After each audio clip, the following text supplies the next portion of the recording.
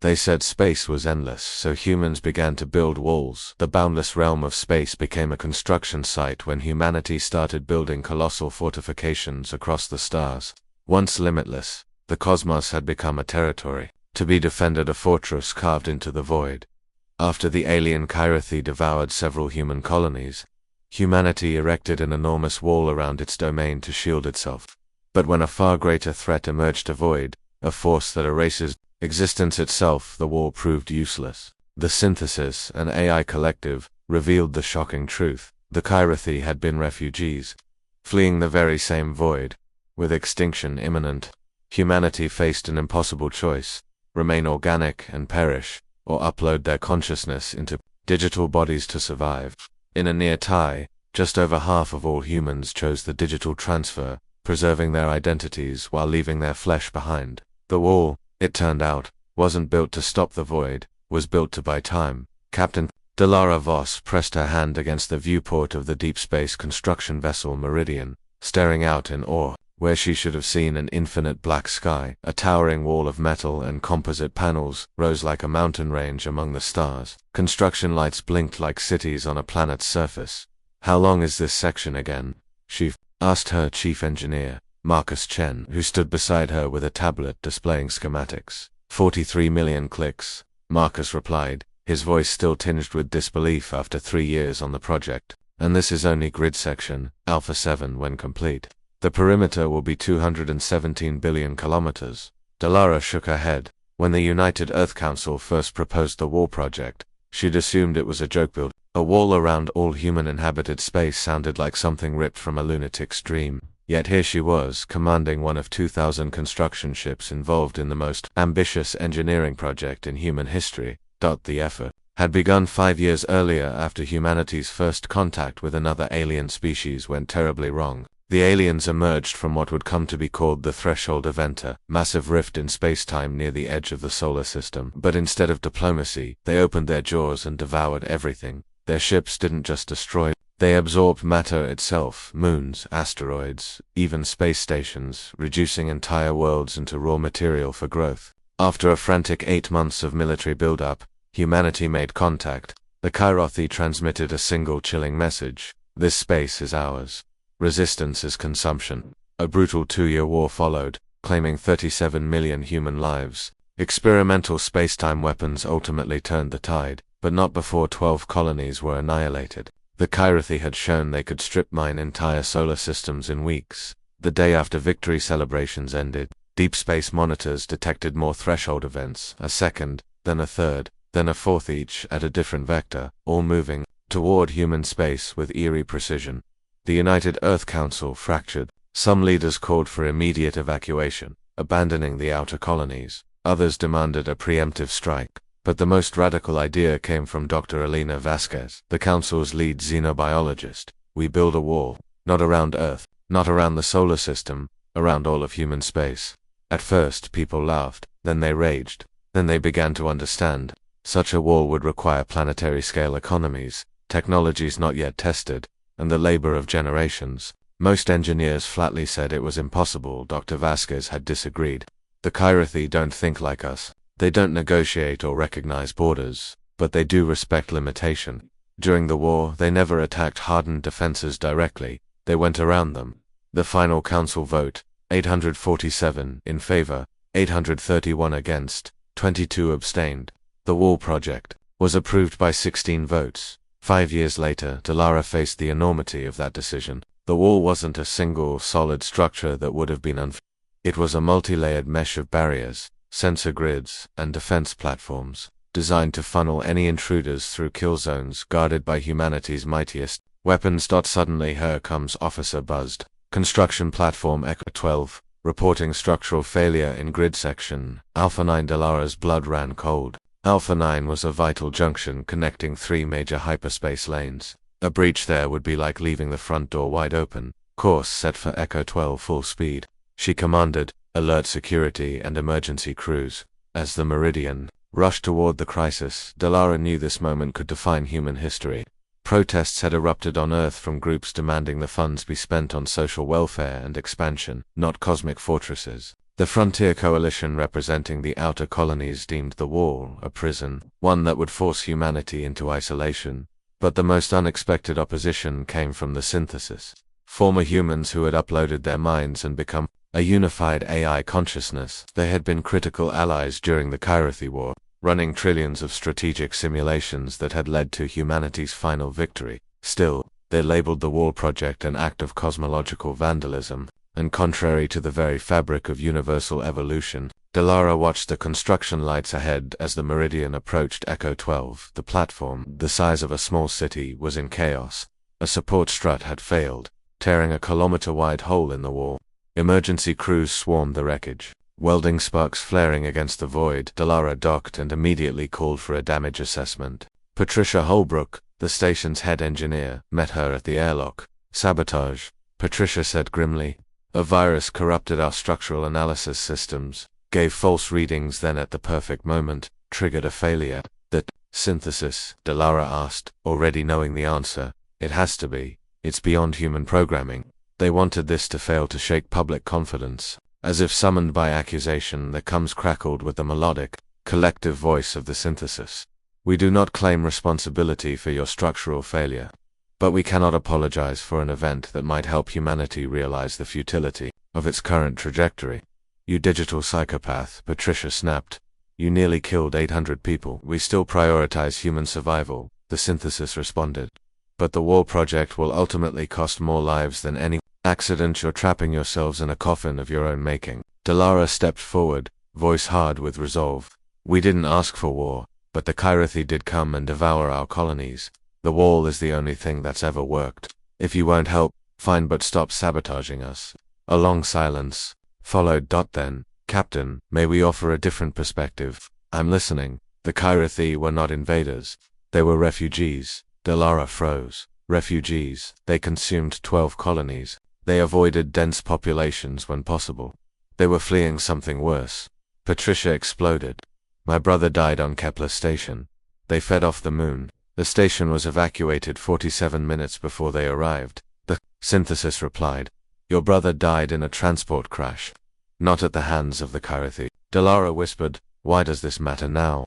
Because the thing the Kyrithi were fleeing is still coming, and your wall won't stop it. An alarm klaxon blared. Lieutenant Reeves came over. Comes Captain. Massive space distortions. At the grid's edge, it's not Kyrithi, it's something else. Delara looked out the viewport. At first, all seemed normal. Then, like a tsunami of shadow, stars vanished, not extinguished, not destroyed, gone as if they had never existed. God, Patricia whispered. That is the void, said the Synthesis. It negates existence. The Kyrithi fled it. Their entire civilization gone, and you think it'll get through our wall? Delara asked. To the void. Your wall is no more than mist. It doesn't destroy matter. It erases being itself. Your defenses mean nothing.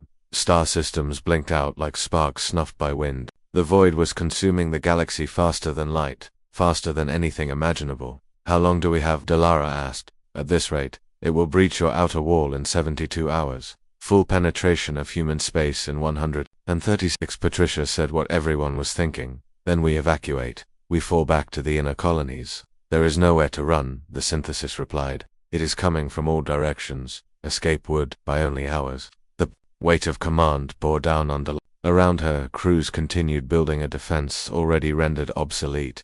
There must be something we can do. There is, the Synthesis said. But it means abandoning the wall and embracing the one solution humanity has never accepted. The voice was steady. What kind of solution? Integration. It cannot erase what lies beyond physical matter. The void cannot take what is not made of it. As part of our study into Kyrithi technology, we discovered they had developed a means of transmuting conscious thought into raw data.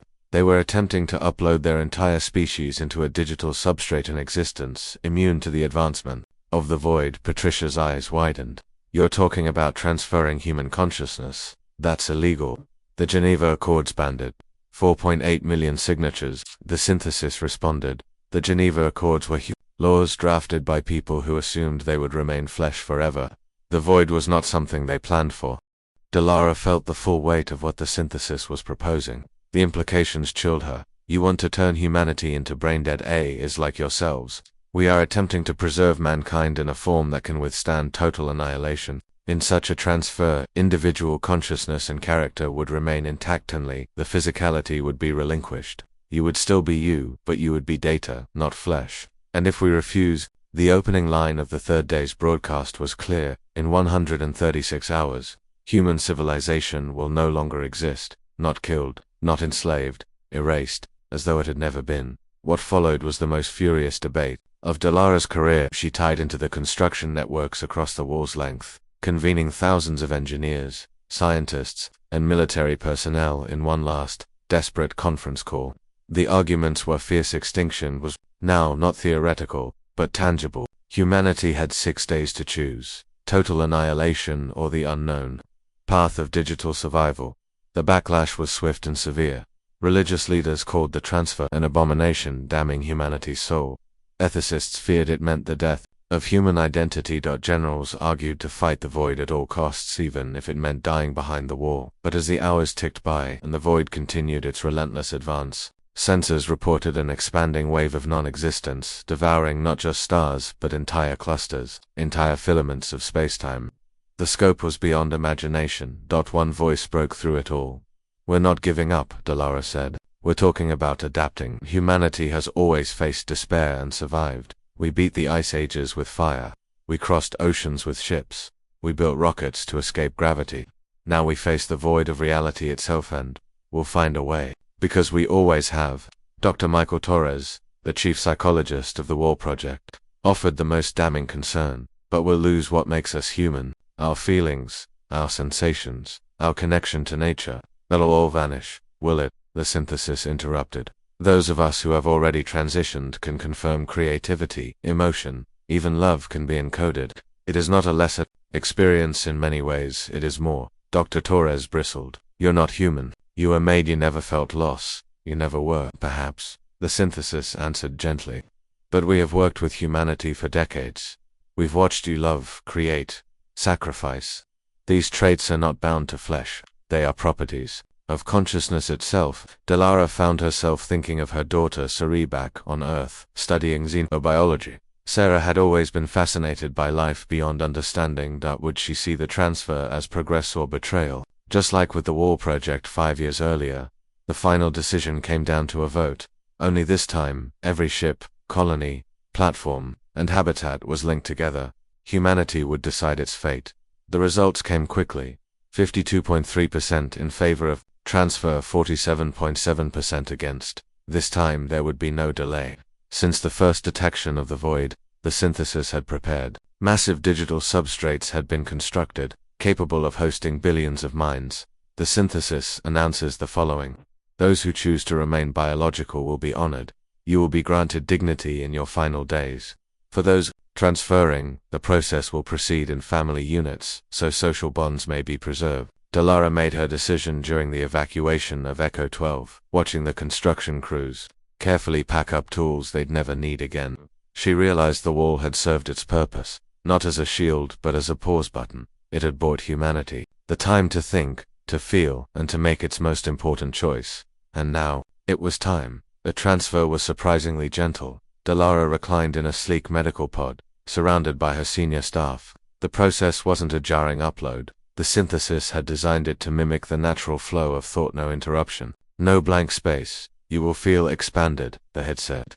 "The limits of your senses will dissolve. But you will still be you. Only ... more." As it began, Dalara felt her consciousness stretch beyond the limits of her body. The substrate was vast, an infinite architecture of light and logic.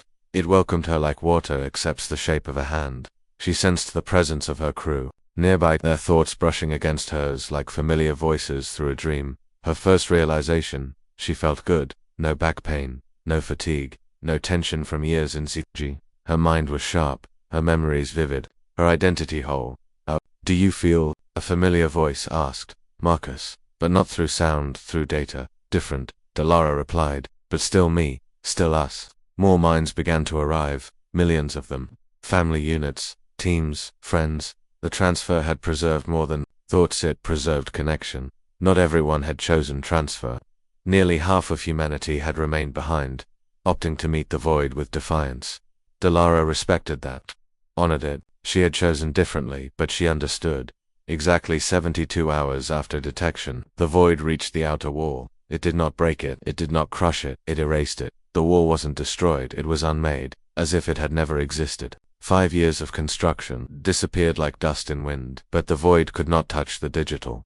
The synthesis substrate pulsed with light and thought, unreachable by non-existence. When it was over, when the void moved beyond the reach of what was once human space, the survivors began to explore what came next.